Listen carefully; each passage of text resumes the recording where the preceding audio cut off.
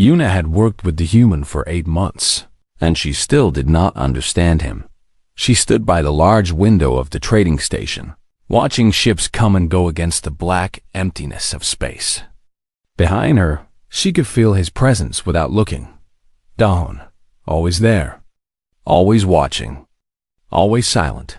The Telari people were gifted with the ability to sense minds.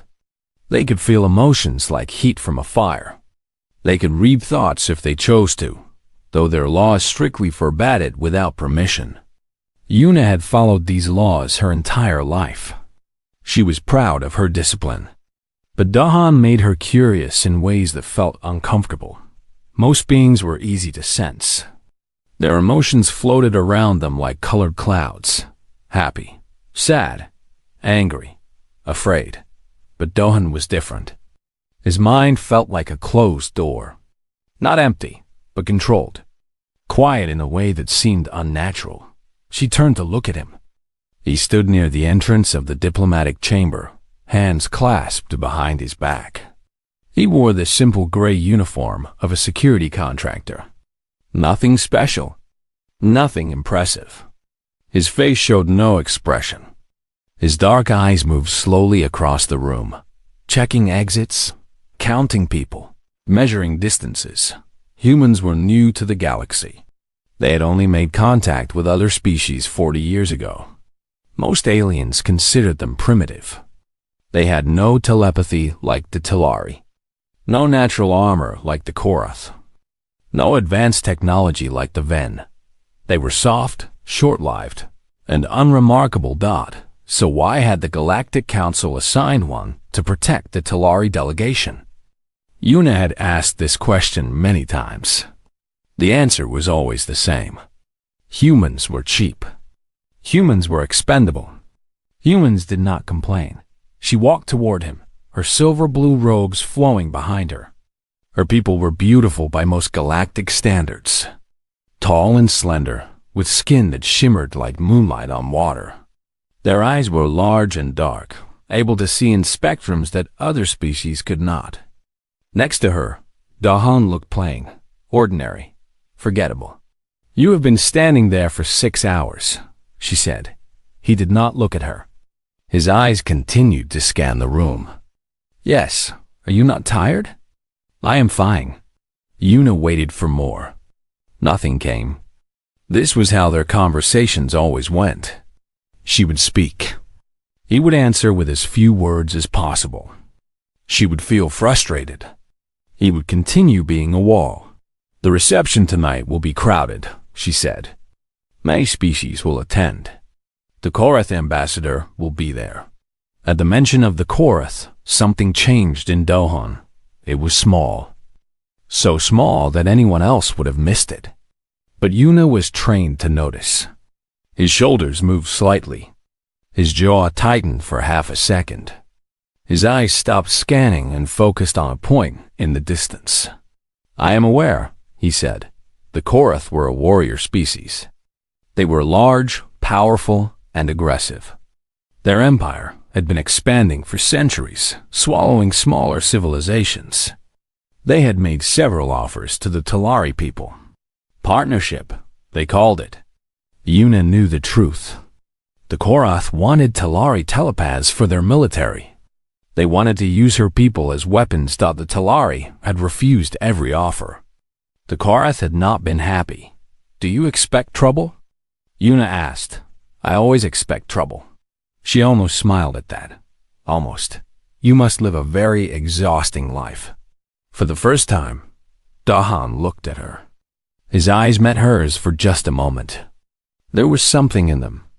Something deep and unreadable. Then he looked away. "I manage," he said. The reception that night was exactly as Yuna had predicted. The grand hall of Valora 7 Station was filled with beings from across the galaxy.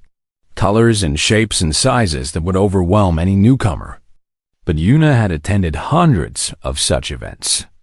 She moved through the crowd with practiced grace, speaking the right words, making the right gestures, playing the endless game of diplomacy. Through it all, she was aware of Dawn. He did not stand close to her. That would be improper for a mere security contractor. Instead, he positioned himself at the edge of the room, where he could see everything. She noticed that he always chose spots near exits.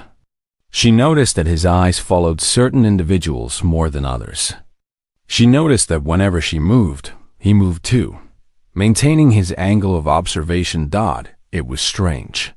She was not the only member of the Telari delegation. There were 5 others, including Ambassador Haniel, who was far more important than a simple translator like herself. Yet Dawn seemed focused on her specifically. Why? The Korath ambassador approached her near midnight. His name was Vorkan, and he was massive, even by Korath standards. His gray skin was covered in ritual scars.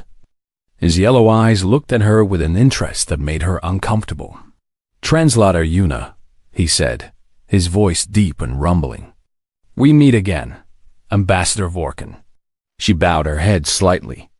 "I hope you are enjoying the reception. I would enjoy it more with better company." He stepped closer. Too close. The Korath had no concept of personal space. Or perhaps they simply did not care. The Telari are such fascinating people. So gifted. So useful. Yuna kept her expression neutral. "We prefer the term talented, of course." Vorkan smiled, showing rows of sharp teeth. "Tell me, translator, have you considered our latest proposal? A cultural exchange program. Your people would learn so much from us. The delegation has reviewed the proposal. We have concerns about the terms.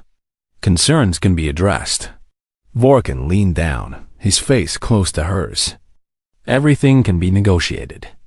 Everything has a price. Even people." Before Yuna could respond, she felt a presence beside her. Dohan had appeared without a sound. He stood at her shoulder, his posture relaxed, but his eyes fixed on the Korath ambassador. "Excuse me," Dohan said.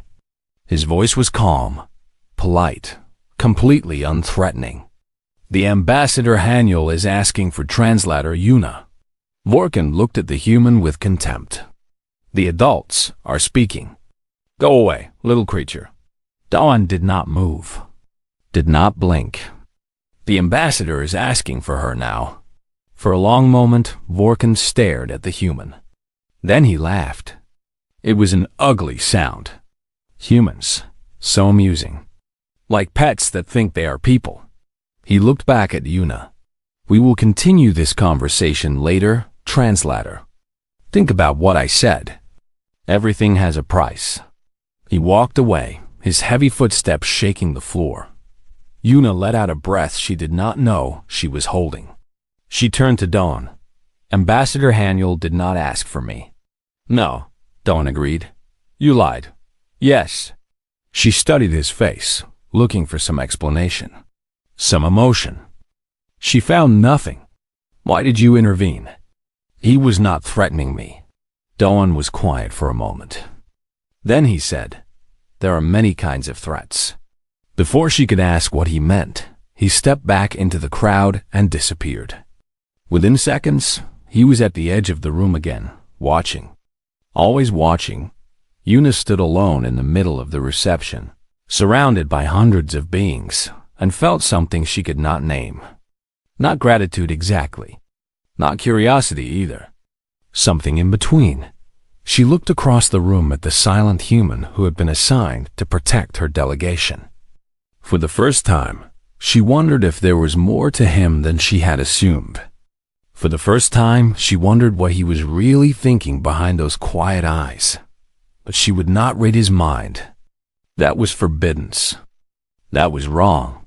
She did not know that soon she would have no choice. The Festival of Lights was the biggest celebration on Valora 7 Station. Once every cycle, beings from all species gathered in the central marketplace to honor the stars that connected their worlds. Colored lanterns floated through the air. Music played from every corner. The smell of 1,000 different foods mixed together in ways that were sometimes pleasant and sometimes terrible. Yuna walked through the crowd with 2 other members of her delegation. The station security had assured them that the festival was safe. Extra guards had been posted. Scanners checked every entrance. Nothing could go wrong. Dawn walked 10 steps behind her. She did not need to look to know he was there. She could feel his presence like a shadow that never left. The marketplace was beautiful. Yuna had to admit that. Lights of every color hung from cables stretched between buildings. Performers danced on floating platforms. Children of different species ran and played together, their differences forgotten in the joy of the moment. For a little while, Yuna almost forgot about politics and threats and the Korath. She stopped in a stall selling crystal flowers from her home planet. She bought one, holding it up to the light to watch it sparkle. For a little while, she was just a young woman enjoying a festival. Then the world exploded. The blast came from somewhere to her left. A wall of force and heat hit her body and threw her through the air. She heard screaming. She heard the crash of structures falling. She felt herself spinning, out of control, unable to stop. She hit the ground hard. Pain shot through her body. Her vision went white, then red, then blurry. She tried to move, but her limbs would not obey. She tried to call for help, but her voice made no sound. Smoke filled the air. People were running in all directions. More explosions echoed in the distance. Alarms screamed overhead. Yuna lay on the ground, helpless, watching the chaos around her with fading eyes. This is how I die, she thought. Alone on the floor of a foreign station, far from home. Then a body covered hers. Duhan appeared from nowhere. He threw himself over her, shielding her from falling debris with his own flesh. His arms wrapped around her head, protecting her skull. His chest pressed against her back. His heartbeat strong and fast against her spine. Another explosion. Closer this time. Yuna felt the heat of it, even through Dawn's body. She heard him grunt in pain as something struck him. But he did not move. He did not let go. And in that moment of terror and contact and complete loss of control, Yuna's mental barriers broke. She had not meant to read his mind. She had spent her entire life learning to keep her telepathy controlled.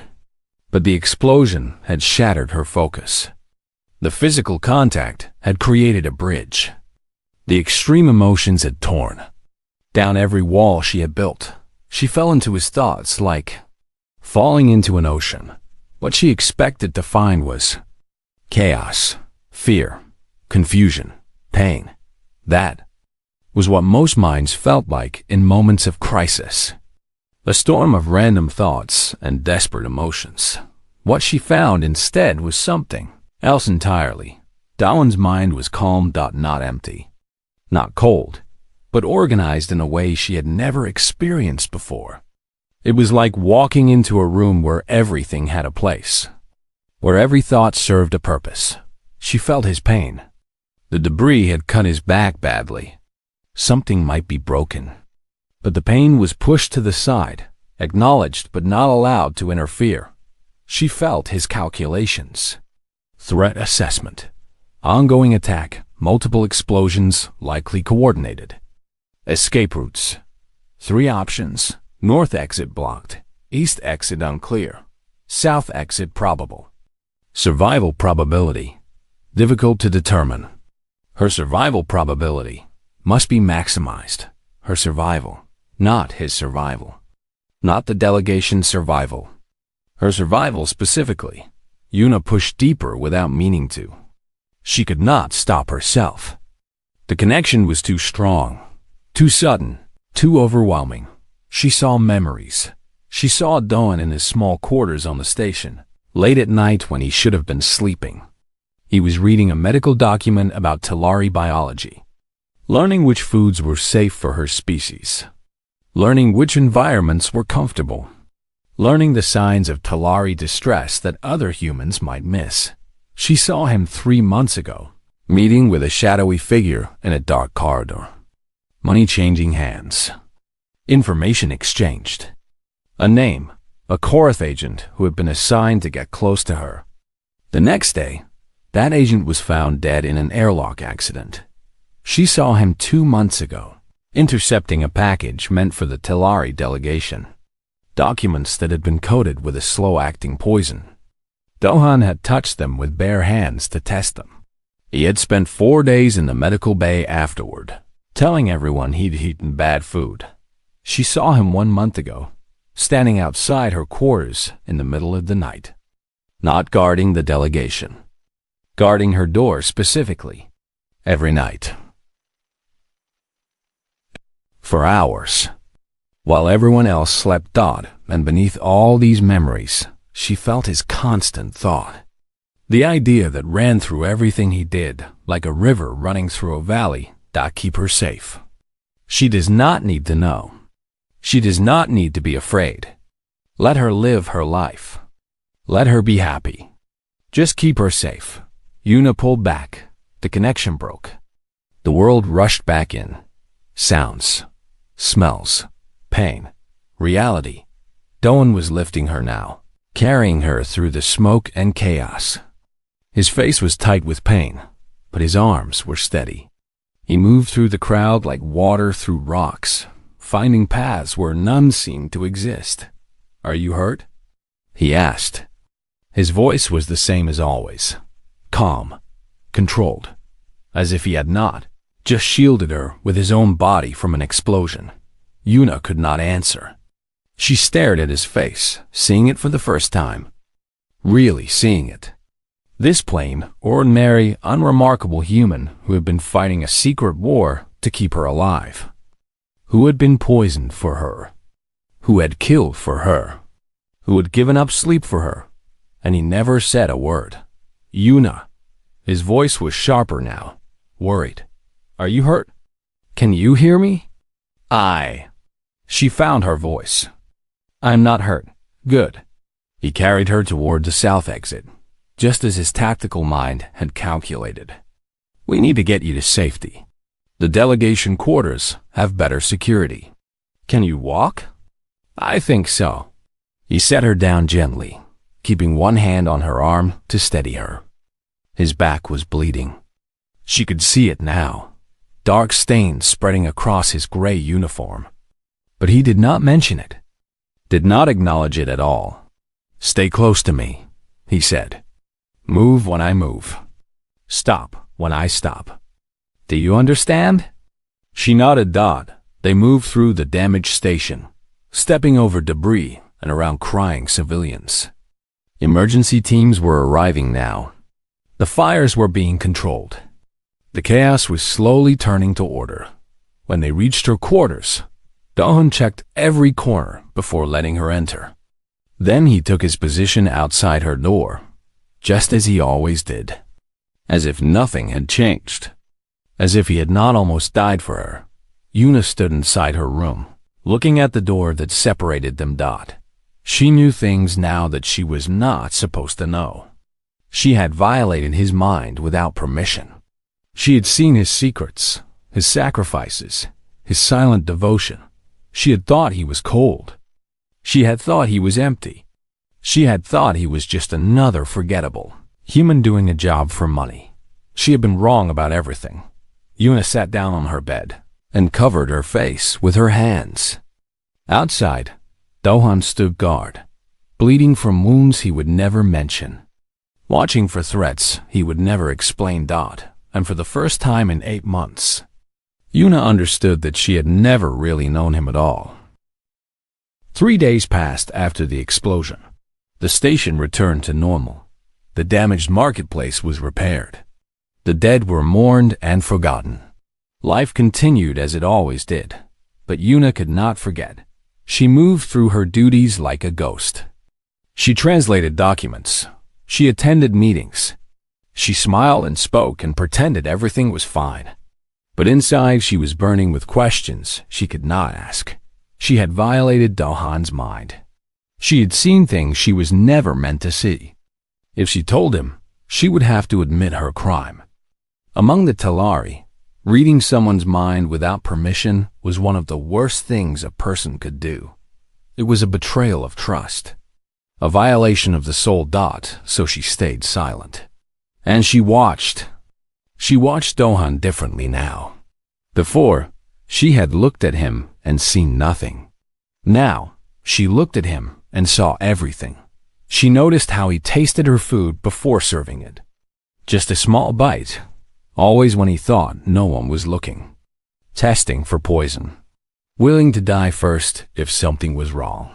She noticed the scars on his hands. Long, thin lines that she had never paid attention to before. Now she recognized them. Korath blades made cuts like that. Curved and cruel. How many times had he fought without telling anyone? She noticed his conversations with station workers. Quick words exchanged in corners. Small nods of acknowledgement. He had built a network of informants. Eyes and ears throughout Valora 7. All watching for threats to her. She noticed his exhaustion. The dark circles under his eyes that makeup could not hide. The way he leaned against walls when he thought no one was watching. He never slept enough. How could he, when he spent his nights guarding her door? Each observation was a knife in her heart. On the fourth day, she could not stand it anymore. She needed answers, real answers. Not the glimpses she had stolen from his mind. She went to the station's intelligence office. The officer in charge was a woman named Myray. She was human, like Dawn, but where he was silent, she was sharp. Her eyes missed nothing. Her words cut like blades. Translator Yuna. Myray looked up from her desk. This is unexpected. What can I do for the Telari delegation? Yuna closed the door behind her. I want to know about Contractor Doan. Myray's expression did not change. What about him? Everything. For a long moment, Myray was silent. She studied Yuna with those sharp eyes, measuring something that Yuna could not see. Then she stood and walked to a cabinet. She pulled out a thin folder and dropped it on the desk. His service record? Myray said. Officially, he is a standard security contractor, grade 3, assigned to general protection of the Telari delegation. And unofficially? Myray smiled. It was not a friendly smile. You are asking dangerous questions, translator. I need to know. Another long silence. Then Myray sat down and folded her hands. Unofficially, Contractor Doan is one of the best operatives I have ever worked with. He was assigned to your delegation specifically because of intelligence we received 8 months ago. Intelligence about you. Yuna felt cold. Me? The Korath do not want the Telari people generally. They want specific individuals. Telepaths with rare abilities. Your gift for deep reading makes you extremely valuable to them. They have been planning to capture you for over a year. Deep reading. The ability to see not just surface thoughts but buried memories, hidden secrets, things that people did not even know about themselves. It was rare even among Telari. Yuna had always considered it a burden more than a gift. Why was I not told? She asked. Because knowing would have changed your behavior. You would have been afraid. You would have acted differently.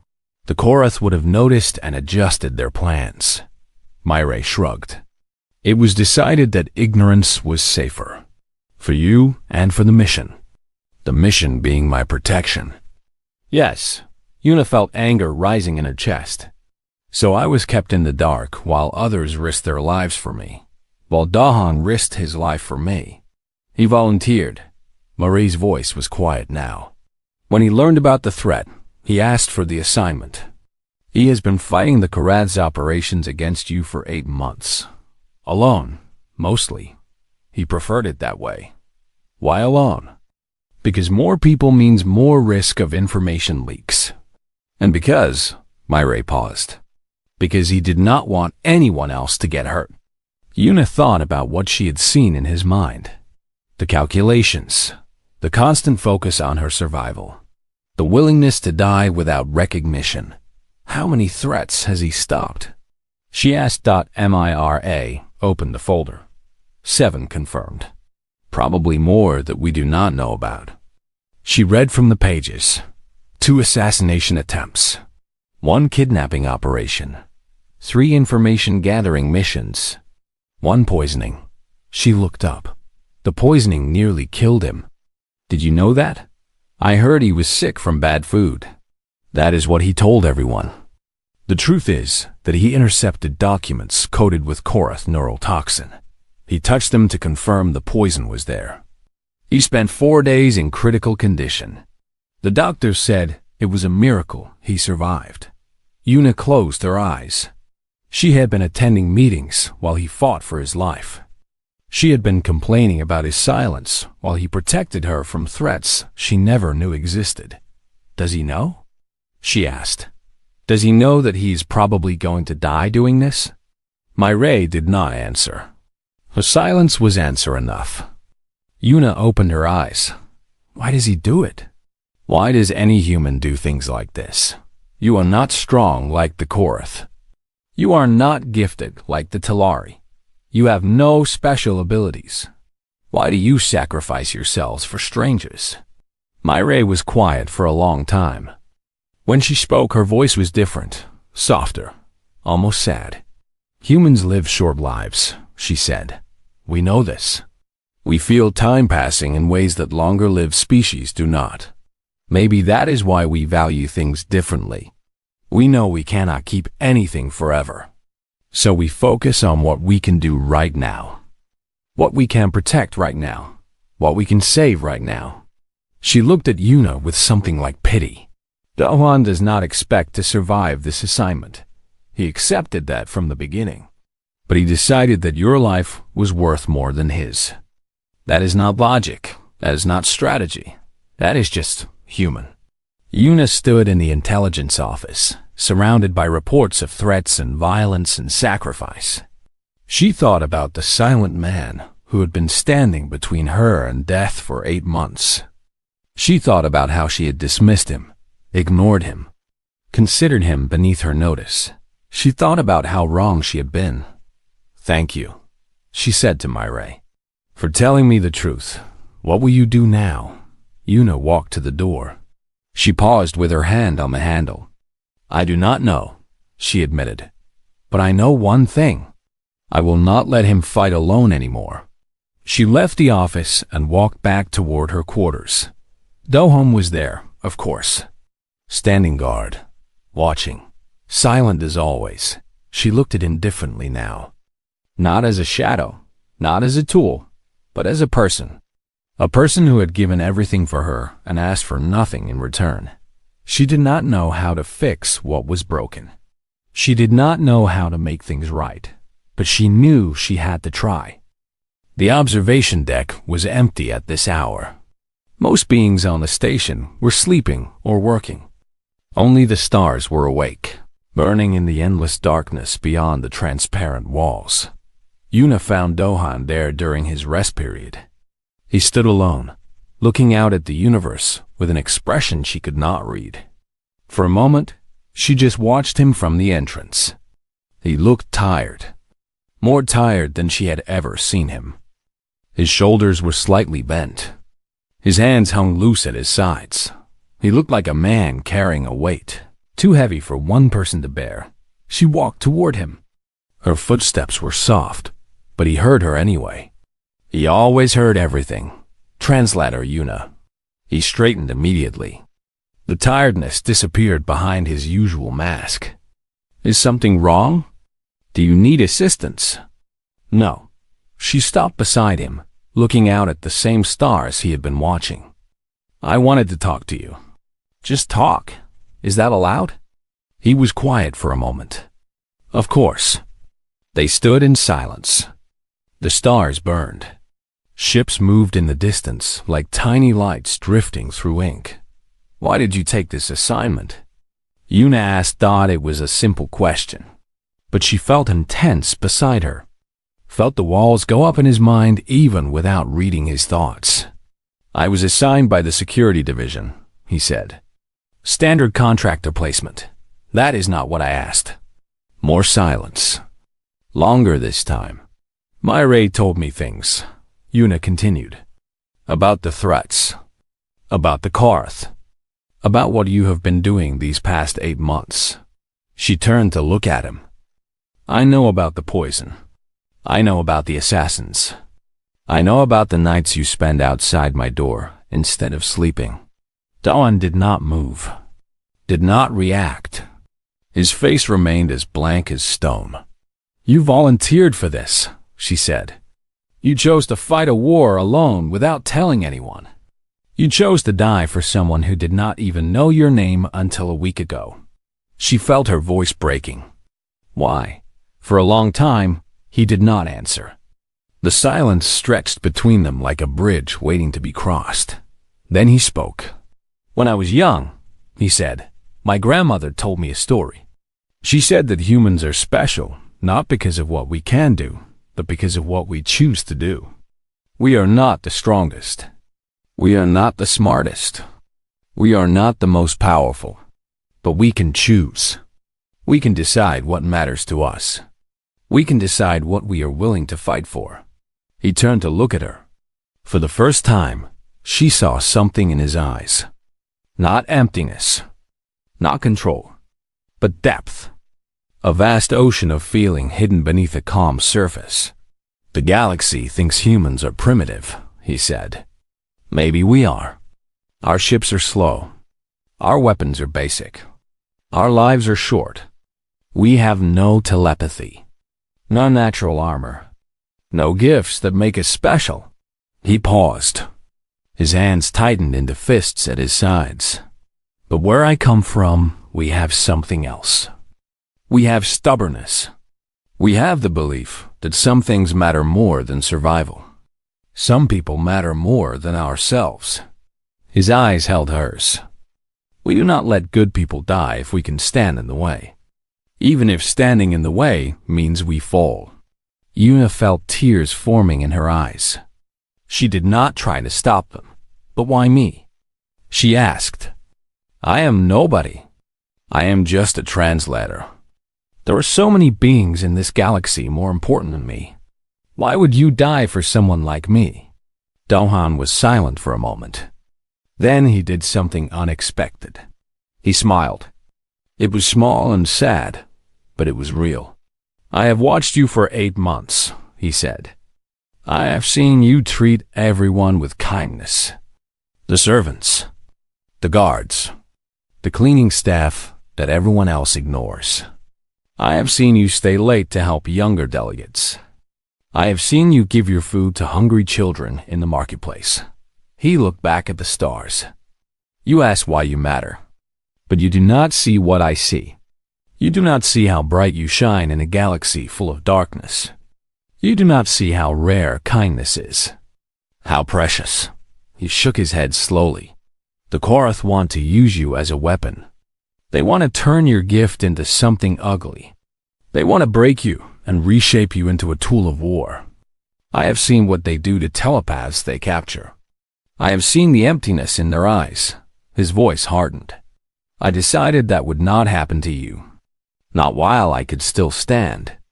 Not while I could still fight. You deserve to live your life free and whole. You deserve to be happy. And you? Una asked. What do you deserve? He did not answer. But she knew. She had seen it in his mind during the explosion. He did not think about what he deserved. He only thought about what he could do, what he could give, what he could sacrifice. You never told me about any of this, she said. You let me live in ignorance while you suffered alone. Why? Because you had enough weight on you already. His voice was gentle now, almost tender. Being afraid all the time is no way to live. I know. I have lived that way my whole career.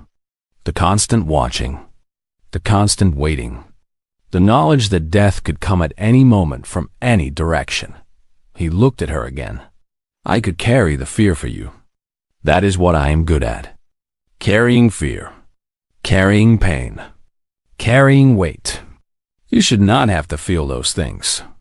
You should be free to smile, free to enjoy festivals, free to buy crystal flowers and watch them sparkle. Una stared at him. This ordinary, unremarkable human who had been invisible to her for so long, who had spent 8 months bleeding and fighting and dying slowly so that she could live without fear. "You saw me buy the crystal flower," she said. "I see everything you do." Not in a creepy way, not in a controlling way, but in the way a guardian watches over someone precious. In the way a protector memorizes every detail of what they have sworn to protect. Una reached out and took his hand. He froze. His entire body went rigid. She realized that in 8 months, she had never touched him deliberately, never acknowledged him as anything more than furniture, never treated him as human. "I am sorry," she said. "I am sorry for ignoring you. I am sorry for dismissing you. I am sorry for thinking you were nothing when you were everything." His hand was warm in hers, calloused from weapons and work, scarred from battles she would never know about. "You do not need to apologize," he said. "You did nothing wrong. I did everything wrong." She squeezed his hand. "But I want to make it right. I want to help you. I want to fight beside you instead of hiding behind you." He shook his head. "It is too dangerous. The Korath will make their move soon. The trade summit is coming. They will try to take you there. Then we will stop them together. Una." He said her name for the first time without her title. Just her name. It sounded different in his voice. Important. Valued. "I cannot let you put yourself at risk. That is the opposite of everything I have been trying to do." She stepped closer to him, close enough that she could see the small lines around his eyes, the gray beginning to show in his hair, the weight of years and wars and sacrifices. "You cannot protect me forever," she said. "You cannot carry everything alone. Even humans have limits. I know." His voice was barely a whisper. "But I will carry it until I break. That is what I promised myself. That is what I chose." Una felt something shift in her heart, something that had been closed for a long time slowly opening. "Then let me help you carry it," she said. "Let me make the same choice. Let me stand beside you instead of behind you." "Behind you?" For a long moment, Dohan did not respond. His eyes searched her face, looking for something. Permission, maybe. Or hope. Then slowly, carefully, his fingers tightened around hers. "Okay," he said. It was just one word, but it changed everything. They stood together at the observation deck, holding hands, watching the stars burn in the endless night. Two beings from different worlds, different species, different lives, united by something stronger than any of those differences. The battle was coming. The Korath would make their move. Pain and danger waited ahead, but for the first time in 8 months, neither of them would face it alone. The trade summit was 3 days away when the intelligence report came in. Una was in her quarters when Mireille appeared at her door, her face pale and tight with worry. Dalham stood beside her, his expression the same as always, but Una could see the tension in his shoulders now.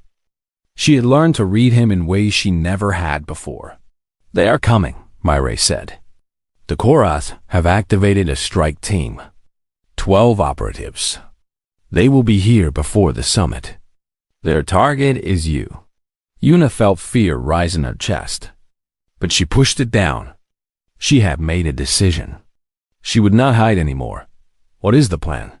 she asked. Mireille looked at Dawn. Something passed between them. A question and an answer without words.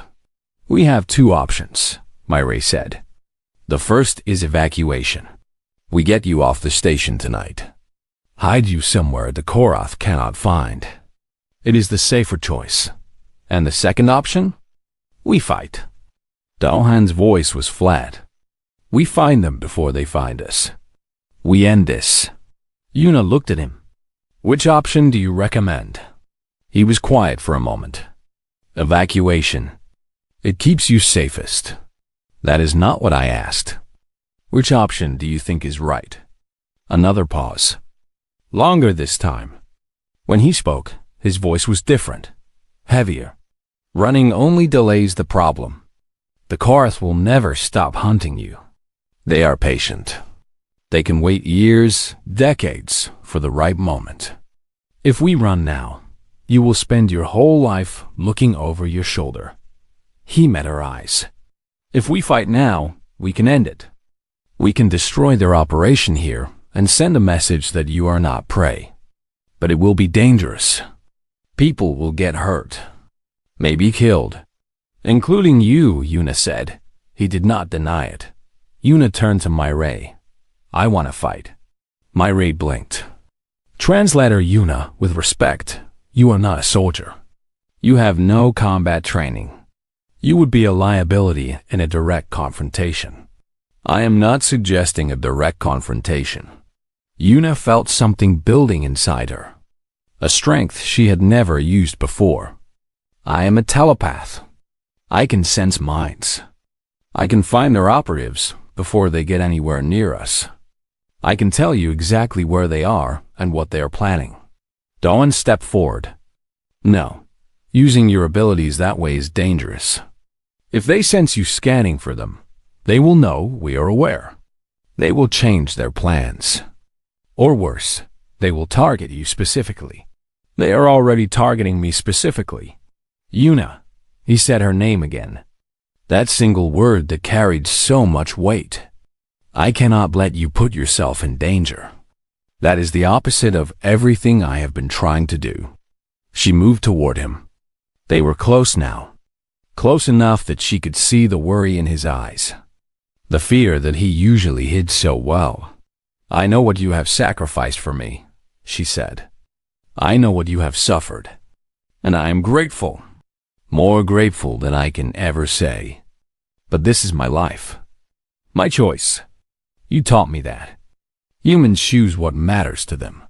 They choose what they are willing to fight for. She reached up and touched his face. His skin was warm under her fingers. I choose to fight beside you, not behind you. Dawn closed his eyes. For a moment, he looked like a man standing at the edge of a cliff, trying to decide whether to jump Dodd. Then he opened his eyes and nodded. Okay, he said. But we do this together. You scan for them. I handle the physical threats. We work as a team. No unnecessary risks. No heroics. Agreed? Agreed. Myray looked between them with an expression that might have been surprise. Or maybe respect. I will coordinate with station security. We will need a tactical center. Somewhere you can work from safely. My quarters, Yuna said. It has the best shielding on the station. Dawn made sure of that. Myray nodded and left to make preparations. Yuna and Dawn were alone. There is something I need to tell you, Yuna said. The words had been building inside her for days. She could not hold them anymore. During the explosion at the festival, when you covered me with your body, I lost control of my telepathy. I read your mind. She washed his face for anger, for betrayal, for the disgust that Talari usually showed when someone confessed to unauthorized. Mind-reading. But Dawn just looked at her calmly. I know, he said. She stared at him. You knew? Your behavior changed after that night. You started looking at me differently, asking questions you had never asked before. I knew something had happened. He shrugged slightly. I guessed. And you are not angry? Why would I be angry? I have nothing to hide from you. Everything I have done, I would do again. He smiled that small, sad smile. If anything, I am relieved. Now you know the truth. Now you know why I am here. Yuna felt tears threatening again. I thought you would hate me. I could never hate you. His voice was soft. I have spent 8 months watching over you, protecting you, learning everything about you. He paused. In my own way, I know you better than anyone. It seems fair that you know me too. She laughed. It was a wet, broken sound. But it was real. "We are quite a pair," she said. "The telepath who read someone's mind by accident, and the human who was happy to let her." "The galaxy is strange," he agreed. "But sometimes strange things work." The next 2 days were the most intense of Yuna's life. She spent hours in meditation, expanding her telepathic awareness across the station, searching for minds that did not belong. Thoughts that carried the cold purpose of hunters thought she found them. 12 operatives, scattered throughout Valora 7, disguised as merchants, technicians, travelers. Each one carrying weapons hidden in clever places. Each one waiting for the signal to strike. She reported their locations to Dawn. He passed the information to Myray.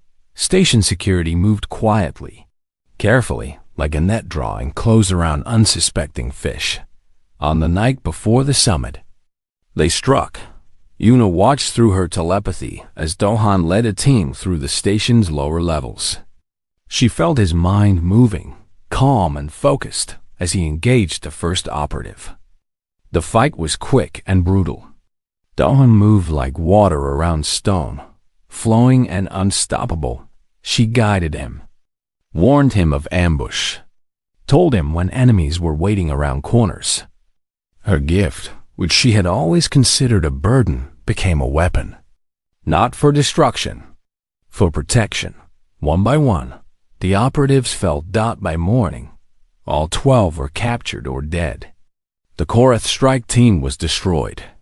The threat to Yuna was over. She found Doan in the medical bay. He had taken wounds during the fighting. Nothing life-threatening, but enough to require treatment. He sat on a bed while a doctor cleaned cuts on his arms and face. "You did well," he said when she entered. "Your guidance saved lives tonight, including mine. We did it together." She sat beside him. "Like you promised." He looked at her. In his eyes, she saw something new. Not just the protector watching over his charge, but a partner, an equal. "The station commander wants to speak with us," he said. "Apparently, we are heroes now. They want to give us commendations. Do you want a commendation?" He laughed. It was the first time she had heard him truly laugh. The sound was warm and bright, like sunlight breaking through clouds. "No," he said. "I want to continue my current assignment, if that is acceptable to you." Yuna smiled. "It is very acceptable." The commendation ceremony was brief. Station Commander Jisoo gave speeches about bravery and cooperation between species. She offered Dohan any reward he wanted. He looked at Yuna before answering. "I would like to continue protecting the Talari delegation," he said. "If they will have me." Jisoo looked confused. Of all the rewards she had expected him to request, this was not one of them. But she nodded. "Very well. Your request is granted." That night, Yuna and Dawn stood together on the observation deck. The same place where they had first truly talked. The same stars burned in the darkness beyond. When everything was different now, Yuna reached out and took his hand. Through the contact, she opened a gentle telepathic channel. Not intrusive, not forceful, just a soft bridge between their minds. She sent him a single thought. "Thank you. You are not alone anymore." She felt his surprise, his warmth, his gratitude. And beneath it all, she felt something else. Something that had been growing for 8 months. Something that had no name yet, but was beautiful and strong and true. He squeezed her hand and sent back his own thought. Simple but powerful. Neither are you. They stood together, watching the stars burn in the endless night. 2 souls from different worlds, joined by sacrifice and trust and something deeper than either of them fully understood. The galaxy was vast and cold, and full of dangers,